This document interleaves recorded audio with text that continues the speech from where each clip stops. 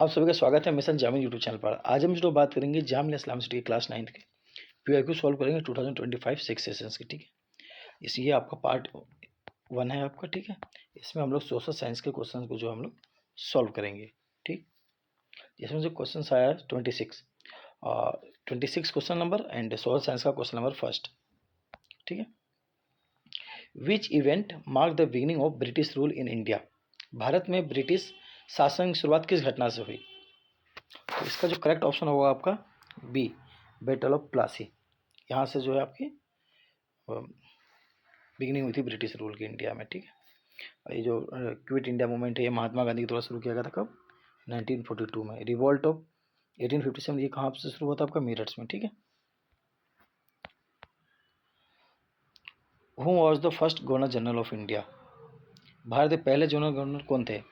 इसका ऑप्शन जो है आपका वॉरेन हेस्टिंग्स। ठीक है, Warren Hastings. Question number 28, the revolt of 1857 started from which city. 1857 का विद्रोह किस शहर से शुरू हुआ था? तो ये आपका शुरू हुआ था मेरठ से। ठीक है, option B correct. Question number 29, which act transfer power from East India company to the British crown.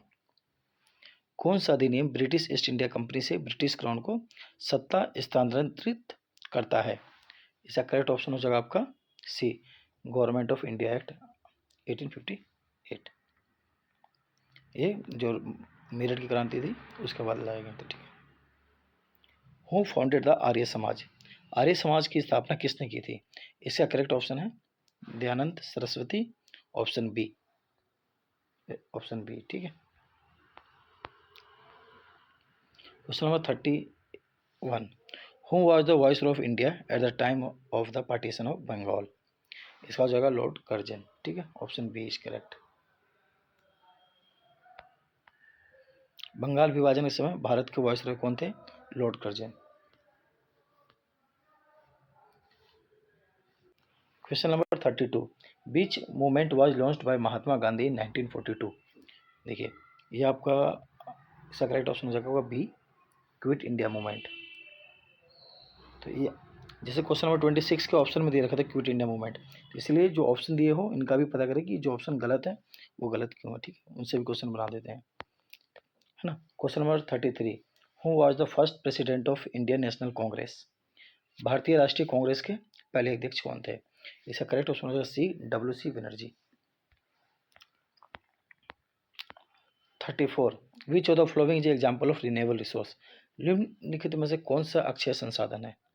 Renewable मतलब उसको हम एक जो एंड नहीं होगा, सोलर एनर्जी जो है आपकी खत्म नहीं होगी। ठीक है, हम इसको दोबारा जनरेट कर सकते हैं, लेकिन कोयल एक बार खत्म हो गया तो इसको हम दोबारा नहीं कर सकते, या फिर करेंगे तो बहुत लंबा टाइम हो जाएगा। ठीक है ना, तो रिन्यूएबल आपका सोलर एनर्जी अब जितना भी यूज करें खत्म नहीं होगा आपका। ठीक है, इसलिए गवर्नमेंट जो है सोलर एनर्जी पे काफ़ी फोकस कर रही है। दिल्ली मेट्रो वगैरह कई जगह आप कई लोगों की छत पे भी लगे हुए हैं, जामिया में आएंगे तो वहाँ भी कई सारे आपको देखने को मिल जाएगा। तो इसमें जो रिन्यूएबल रिसोर्स हो गया आपका कौन सा हो गया? आपका ऑप्शन सी, सोलर एनर्जी। ठीक है, question number 35, which types of farming involve growing crops for commercial purpose.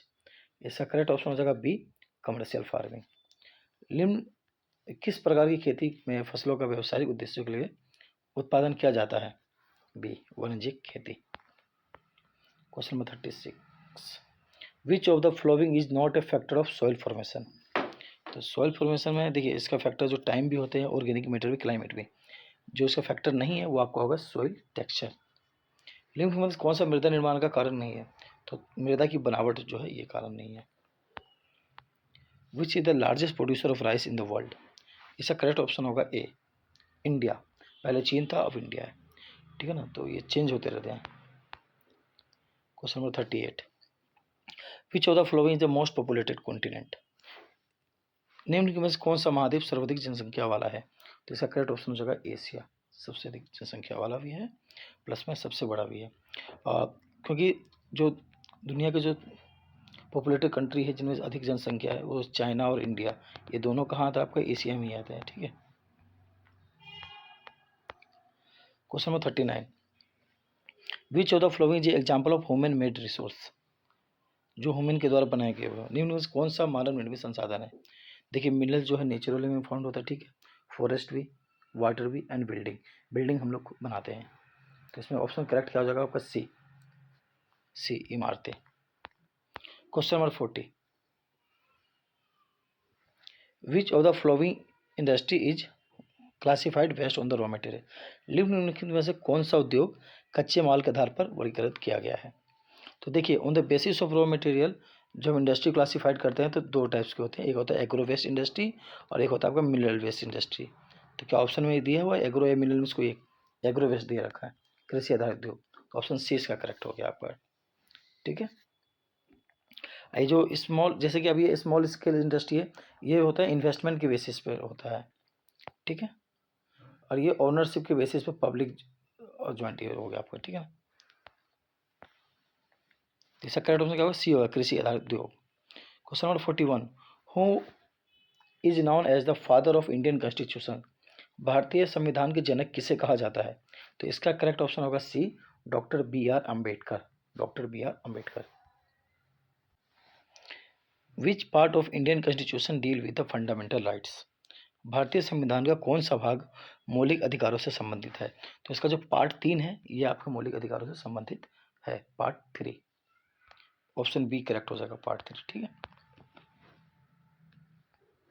Question number 43, which article of Indian constitution abolishes untouchability. भारतीय संविधान का कौन सा अनुच्छेद अस्पृश्यता को समाप्त करता है। तो इसका करेक्ट ऑप्शन हो जाएगा सी, आर्टिकल 17, अनुच्छेद 17। Question number 44, who appoint the chief election commission of India. Bharat के मुख्य चुनाव आयुक्त की नियुक्ति कौन करता है। तो इसकी जो करते हैं प्रेसिडेंट करते हैं, बी राष्ट्रपति। ये जो है ना इम्पोर्टेंट, ये क्या नाम है, अपॉइंटमेंट और रिजिग्नेशन, ये आप लोग याद कर लीजिएगा, प्रेसिडेंट का, प्राइम मिनिस्टर और chief election commission of India. ठीक है, ये 3-4 आप याद कर लीजिए, ये इंपॉर्टेंट है, आ जाते हैं। Question number 45, the minimum age required to contest for the Lok Sabha election is. Lok Sabha चुनाव लड़ने के लिए न्यूनतम आयु कितनी होनी चाहिए। तो इसके लिए न्यूनतम एज जो है आपका 25 ईयर होना चाहिए आपका। ठीक है, question number 46, which of the following is not a fundamental right. Right to equality, right to property, या राइट टू फ्रीडम, या राइट टू एजुकेशन। देखिए, निम्न में कौन सा मौलिक अधिकार नहीं, समानता का अधिकार, संपत्ति का अधिकार, स्वतंत्रता का अधिकार, या शिक्षा का अधिकार। इसमें होगा ऑप्शन बी, संपत्ति का अधिकार। ठीक है, राइट टू प्रॉपर्टी। ठीक है, इसके अलावा question number 47, what does the term adivasi literally mean. Option A, forest dwellers, indigenous peoples, original inhabited tribal groups. आदिवासी शब्द का शाब्दिक अर्थ क्या है, वनवासी, मूल निवासी या मूल निवासी, ओरिजिनल इनहेबिटेंस, या जनजातीय समूह। इसका जो करेक्ट ऑप्शन होगा सी, ओरिजिनल इनहेबिटेंस। ठीक है, question number 48, which fundamental right in the Indian constitutions prohibit discrimination on ground of religion, race, caste, sex और प्लेस ऑफ बर्थ। ठीक है, भारतीय संविधान में कौन सा मौलिक अधिकार धर्म, जाति, नस्ल, लिंग या जन्म स्थान के आधार पर भेदभाव को प्रतिबंधित करता है। तो इसमें ऑप्शन दे रखा है, right to freedom, right to equality, right against exploitation, right to education. स्वतंत्रता का अधिकार, समानता का अधिकार, शोषण के खिलाफ अधिकार, या शिक्षा का अधिकार। इसका जो करेक्ट ऑप्शन होगा राइट टू इक्वलिटी, यानी समानता का अधिकार। समानता का अधिकार कहता है कि जाति, धर्म या जन्म स्थान के आधार पर किसी के साथ भेदभाव नहीं होगा। ठीक है, question number 49, why is it important to separate religion from state in democratic society. लोकतांत्रिक समाजों में धर्म को राज्य से अलग करना क्यों महत्वपूर्ण है। ठीक है, ये जो हमारा क्वेश्चन है। ठीक है, ये to ensure the dominance of majority religions, to protect the freedom of individual to exit from their religions invents in other religions, और have the freedom to interrupt religious teaching differently, या C, promote religious practice in governmental institutions, D, establish a theocratic state. ठीक है, बहुसंख्यक धर्म के प्रभुत्व को सुनिश्चित करने के लिए, बी, व्यक्तियों को अपने धर्म को छोड़ना, किसी अन्य धर्म को अपनाना, या धार्मिक शिक्षाओं को स्वतंत्रता रूप से व्याख्या करने की स्वतंत्रता की रक्षा के लिए, या सी, सरकारी संस्थानों में धार्मिक प्रथाओं को बढ़ावा देने के लिए, डी, एक धर्मतांत्रिक राज्य स्थापित करने के लिए। तो जो इसका करेक्ट ऑप्शन होगा आपका बी होगा, ठीक है, बी होगा, protect the freedom of individual, ठीक है ना। Question number 50, which of the flowing statement is true regarding the law enacted by the Parliament of India? The Parliament cannot change existing law. The Parliament has authority to make new law and modify existing ones. Option C, once a law is enacted, it cannot be changed. या D, made by Parliament do not apply to the judiciary laws. भारतीय संसद द्वारा बनाए गए कानूनों के संबंध में निम्न में से कौन सा कथन सत्य है? ए, संसद मौजूदा कानूनों में कोई बदलाव नहीं कर सकता। बी, संसद नए कानून बनाने और मौजूदा कानून संशोधन करने का अधिकार रखती है। सी, एक बार कानून बना लेने के बाद उसे चुनौती नहीं दी जा सकती। संसद द्वारा बनाए गए कानून न्यायपालिका पर लागू नहीं होते। तो इसका जो करेक्ट ऑप्शन होगा आपका B, the parliament has the authority to make new laws and modify existing ones, ठीक है। तो ये हम लोगों ने इस वीडियो में हम लोगों ने सोशल साइंस के क्वेश्चन सॉल्व किए हैं जो 2025 में है।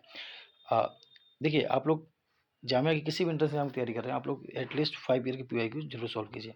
अगर आप लोगों के पास PYQ नहीं हो तो आप लोग व्हाट्सएप पे मैसेज करेंगे, ये मिशन जामिया टीम का व्हाट्सएप नंबर है, आपको PYQ जो है मिल जाएगा, ये बिल्कुल फ्री होगा, ठीक है। इसके अलावा आप लोग अगर कोई भी डाउट्स हो तो आप लोग कमेंट कर पूछ सकते हैं, और जामिया से वीडियो देखने के लिए आप लोग मिशन जामिया चैनल को सब्सक्राइब करें। धन्यवाद, मिलते हैं अगली वीडियो में।